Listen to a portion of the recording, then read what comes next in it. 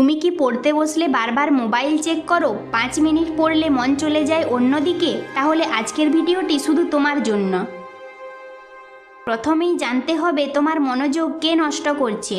Mobile, social media, বেশি আওয়াজ, এগুলোই মনোযোগ নষ্ট করা সবচেয়ে বড় শত্রু, তাই এগুলোকে এড়িয়ে চলো। পড়াশোনার জন্য নির্দিষ্ট জায়গা বানাও, টেবিল পরিষ্কার রাখো, শুধু প্রয়োজনীয় বই রাখো। আলো বাতাস ঠিক থাকলে মন অনেক বেশি ফোকাস করে পড়াশোনায়।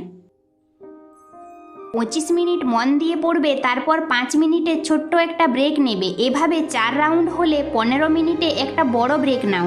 বৈজ্ঞানিকভাবে প্রমাণিত এই পদ্ধতি মনোযোগ বাড়ায়। শুধু পড়ে গেলে হবে না, বই বন্ধ করে নিজেকে প্রশ্ন করো, উত্তর দেওয়ার চেষ্টা করো, এতে মস্তিষ্ক বেশি মনোযোগ ধরে রাখে। রোজ 5 মিনিট চোখ বন্ধ করে গভীর শ্বাস নাও, এতে মন শান্ত হয়, পড়াশোনায় একাগ্রতা বাড়ে।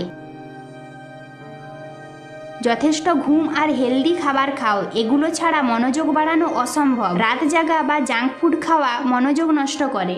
এখন বলো তুমি কোন টেকনিকটা আগে ট্রাই করবে, কমেন্টে জানাও। আর ভিডিওটি ভালো লাগলে একটা লাইক দিয়ে সাবস্ক্রাইব করো ব্রেন IQ 2.0 কে।